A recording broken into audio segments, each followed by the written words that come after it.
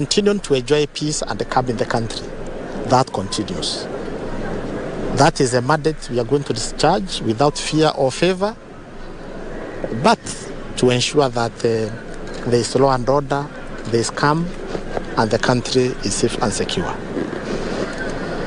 So unless maybe there are specific issues you would want me to address to, the Inspector General is here, and I'll address all those issues, all those concerns you have. Please, you are free to ask any question. Yeah, I have a question to ask. Please do. Is it by coincidence? Is it a revenge to see the withdrawal of former First Lady, security, and the former president? Colleagues in the media, let's be careful. I know you have all been to school.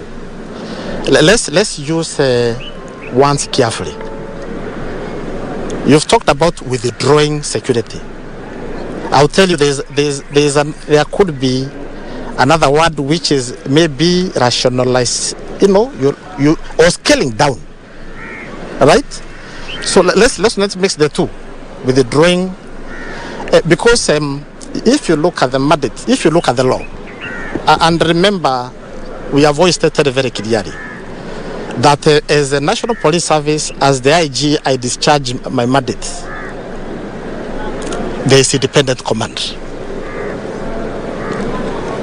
Whatever I do, I'm guided by the Constitution and the laws of this country.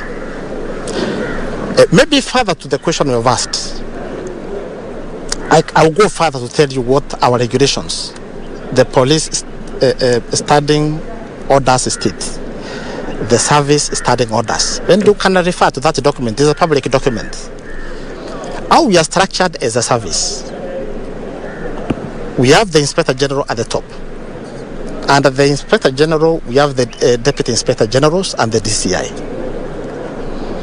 Then under the DIGs, we have the Senior Assistant Inspector Generals and the Assistant Inspector Generals. The 8 regions, the National Police Service is divided into regional commanders, regional commands, and formational commands. All regional commands are headed by Assistant Inspector General. Formation commands, again ended by Assistant Inspector General. Among the formations is the Presidential Escort Unit. Among the formations under the Kenya Police Service, it is Presidential Escort Unit, which is headed by an Assistant Inspector General. Under that unit,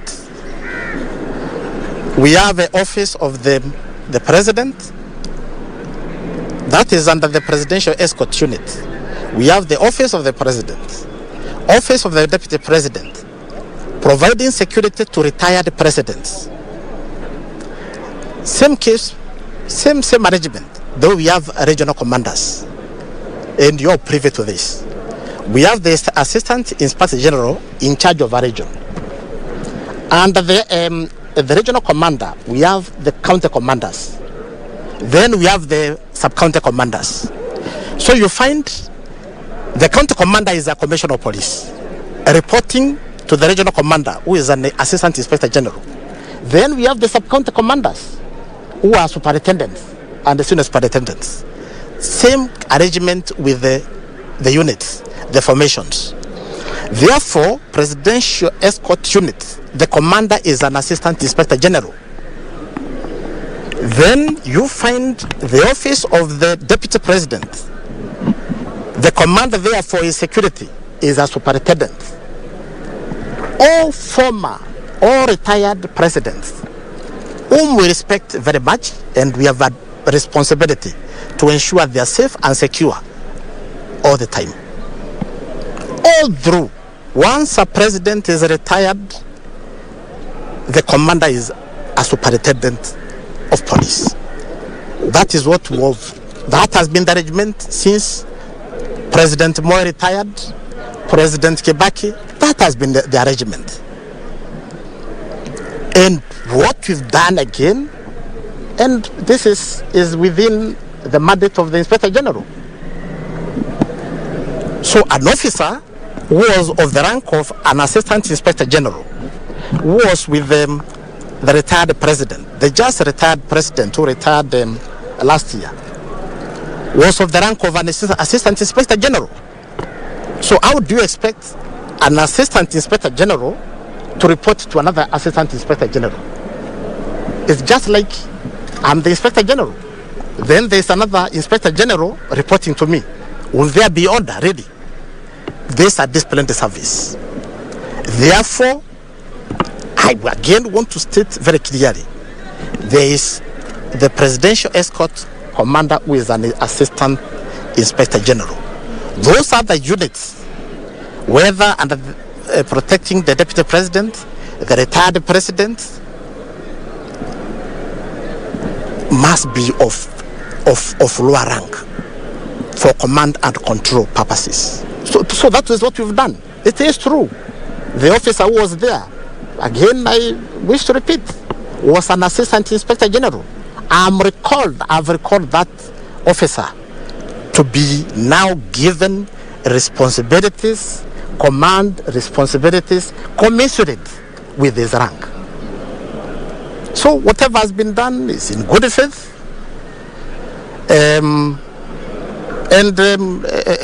Inspector General is available if any of our leaders, any of our senior leaders has any issue. As I've stated, ours is to ensure we are fair to every senior citizen, our fellow citizens, whether low or high. Letu ni utumishi kwa wote na utumishi kwa uaminifu. What about the former first lady? What happened? Former first lady? Yes, she has security. She has security. Not just the former first lady. Even our two late presidents, they have security. We secure their premise. Yes, we do that. We respect those offices. We provide security. That's the position. I hope I'm clear and I've made it understood. Let's not speculate. Could you also clear the position that from the former CS and also the PS, the address that also the security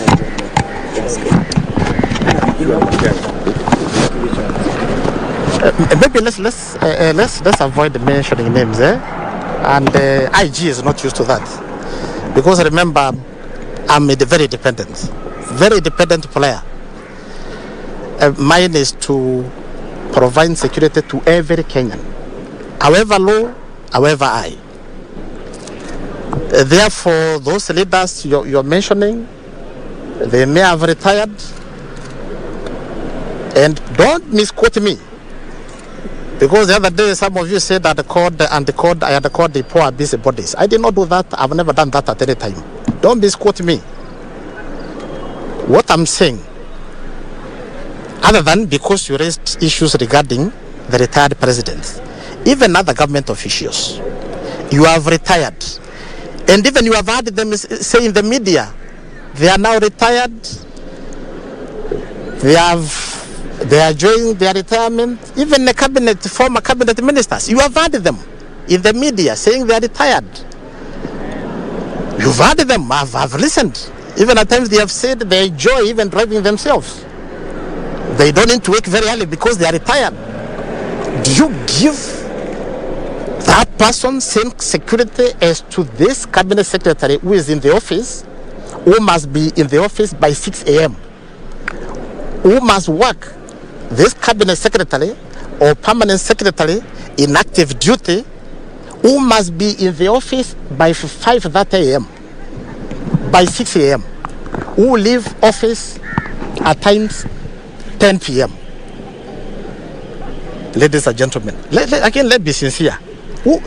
I think there's a logic. Is there a logic in what I'm saying? I'm retired as a cabinet secretary. I'm retired as an inspector general. Because you need to also to bring up the issue of the retired inspector generals. They are retired. Fine, they are enjoying their retirement.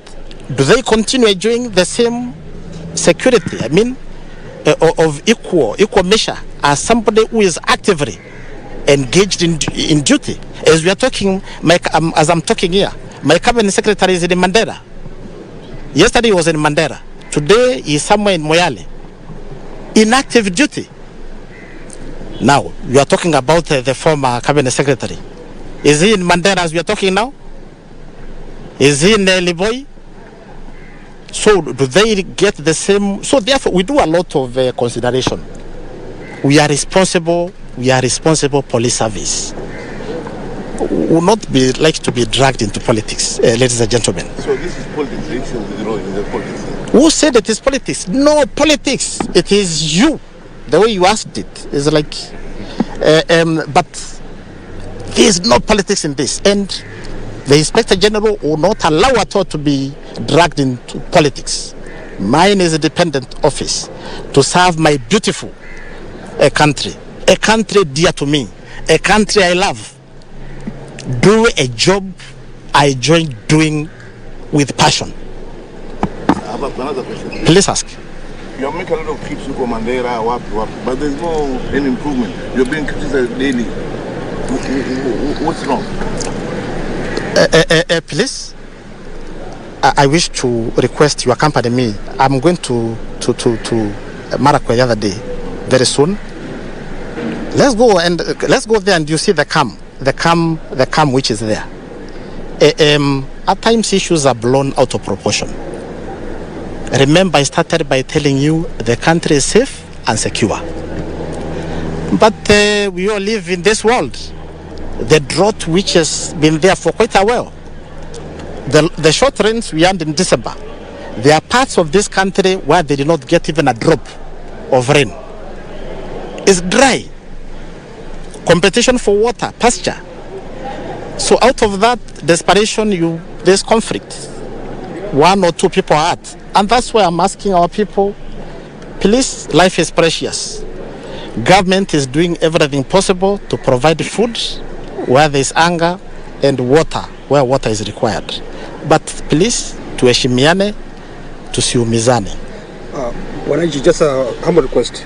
In a nutshell, in Kiswahili, kuhusiana na ulinzi wa rais mstaafu na pia maafisa wengine wa ngazi za juu serikalini ambao pia wamestaafu, ni kweli kwamba maafisa wamepunguzwa ama wameondolewa ama ni nini hasa? Tupatie picha halisi. Asante ndugu.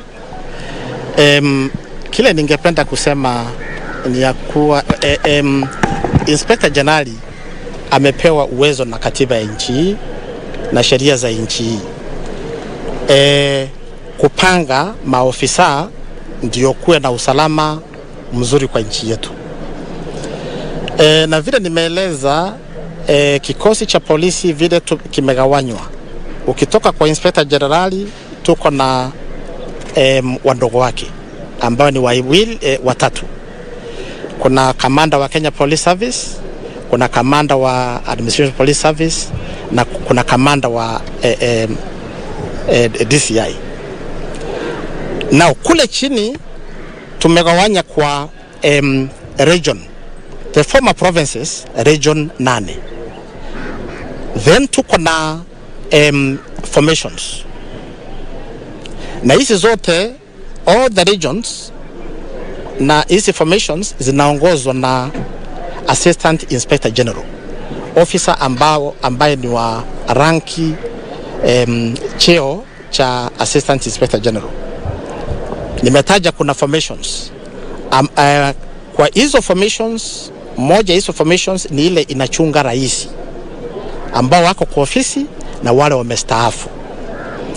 Kamanda wa hicho kikosi ni Assistant Inspector General.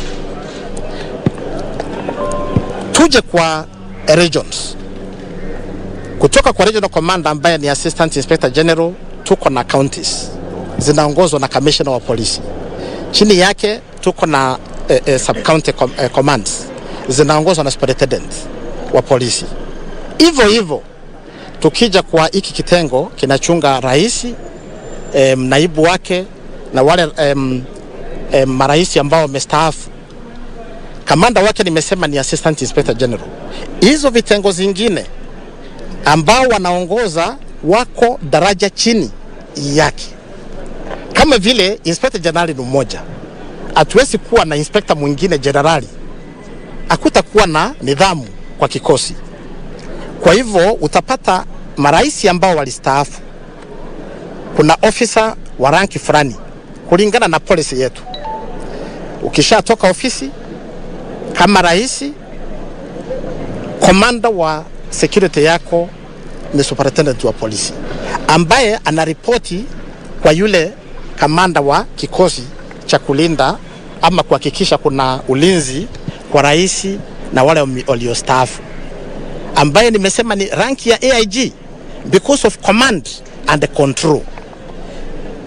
Hicho ndicho tumefanya, na IG anaruhusiwa kwa sababu vile umetaja ukuuliza mambo ya rais peke yake aliyestaafu, umeuliza kuhusu mawaziri waliostaafu, makatibu waliostaafu. Kusema ukweli, katibu ambaye amestaafu, waziri ambaye amestaafu hahitaji ulinzi sawa na yule yako kwa ofisi. Na nimeeleza ya kwamba saa huu vile tunaongea, waziri wangu wa interior ako Mandera, yule waziri alitoka kwa ofisi wa interior ako shambani kwake, atoki shambani kwa shamba lake. Sasa jameni, yule waziri yako ofisini, ako kule Mandera saa huu vile tunazungumza, ako Moyale, ulinzi wake na yule yako ako shambani ameretire. Simple logic, uwezi kuwa sawa. Tuko na policy, na si mimi nilitengeneza, nilipata kwa ofisi. Inasema ukishatoka kwa ofisi utabaki na askari namba hii, uko kwa ofisi utakuwa namba hii. Hivyo hivyo hata wale inspector general wamestaafu, kuna wenzangu wamestaafu, wawezi kuwa na nambari sawa ya ku provide security kwao kama ile niko nayo. Kwa sababu mimi nikiko wakati niko hapa, kesho niko Tot, kesho kutwa niko Turukana. Yule inspector generali alistaafu, ako shambani kwake, ako nyumbani kwake, anahitaji security kama yule ambaye yuko ofisini.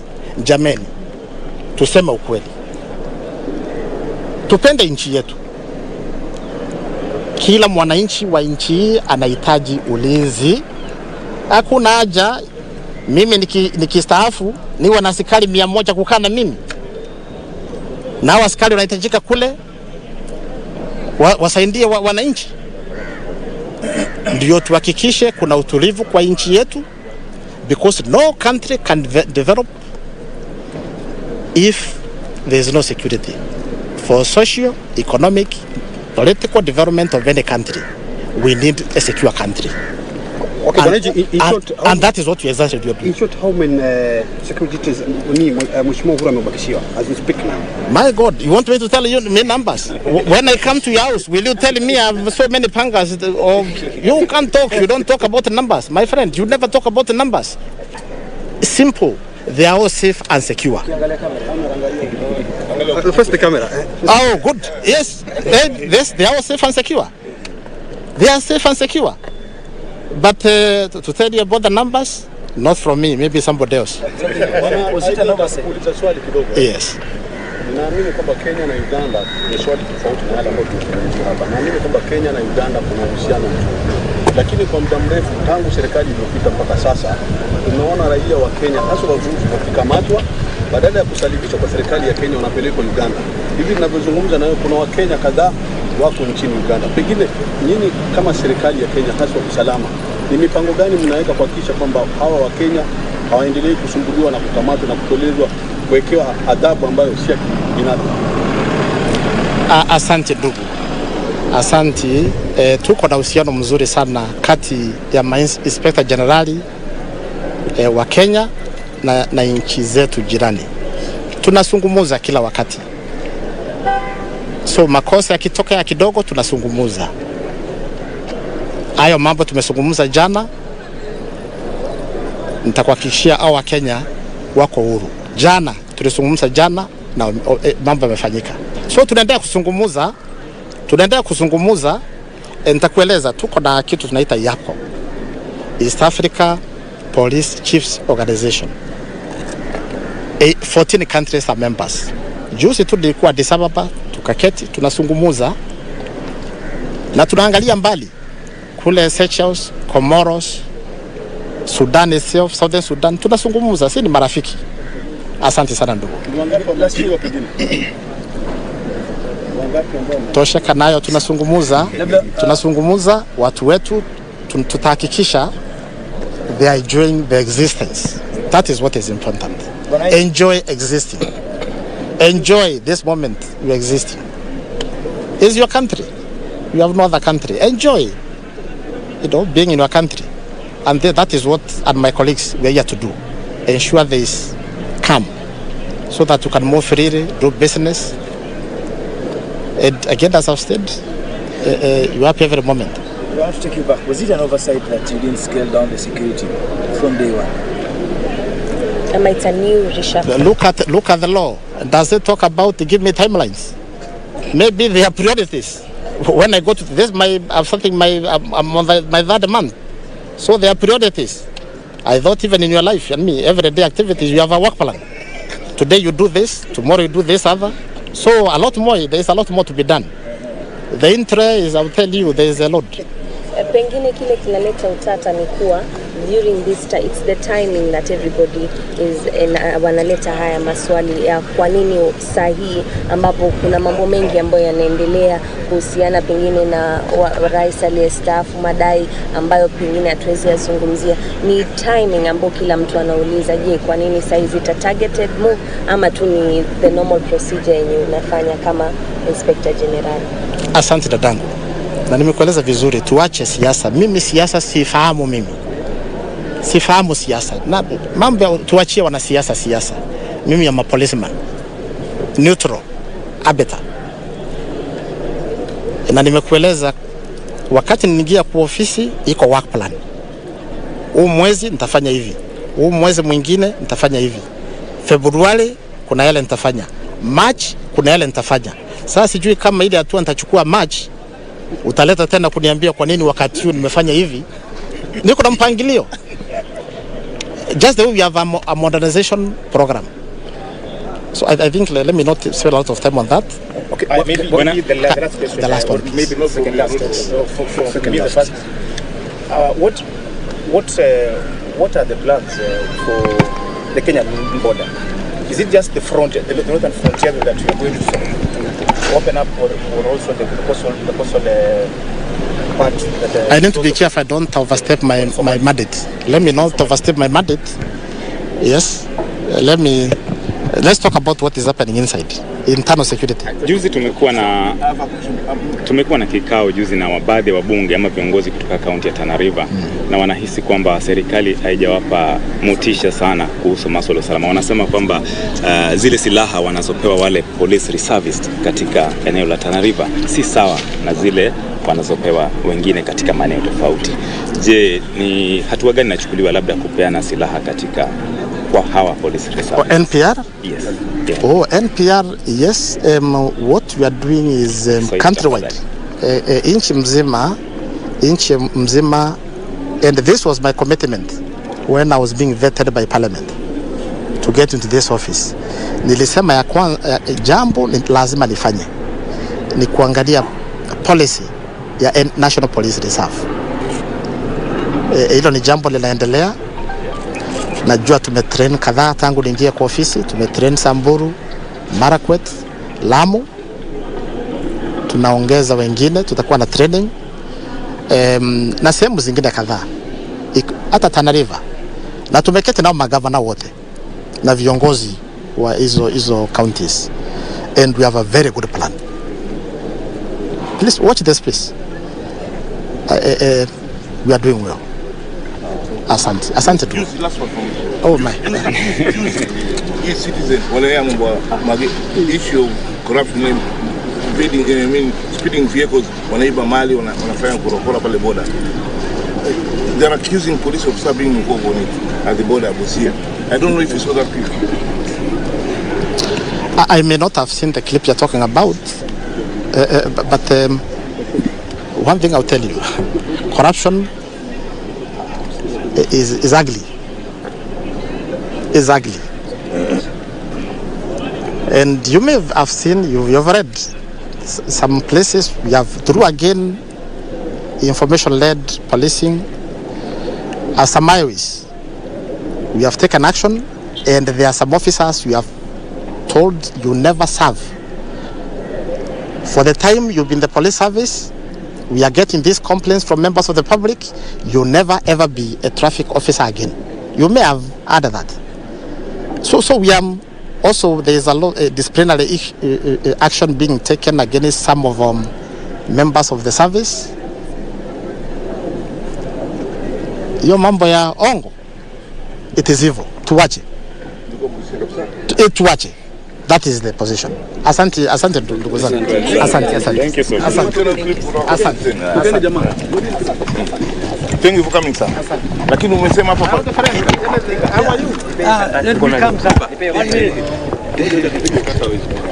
Na mtazamaji, kama ulivyoona ni Inspector General wa polisi Japhet Koome kule mjini Mombasa akiweza kuhutubia waandishi wa habari kutokana na usalama wa viongozi mashuhuri, hususan wale waliostaafu, na wameweza kuzungumza kwa kina kuhusiana na swala hilo. Mtazamaji, hatuna la kuongeza wala la kupunguza, utakuwa unayapata mengi kwenye taarifa zetu zinazokuja kuanzia saa 6, saa 7 na kuendelea. Let us not harm one another. Life is precious. I'm aware the government is doing everything possible to provide water and the food to the places within our country where there is hunger, there is water shortage. But however, ours as a police service is to ensure there is law and order, life and property is protected. And we are going to do exactly that. We are not going to allow, as I've said, people to hurt one another as they compete for pasture and water. Therefore, we put strategies in place to ensure that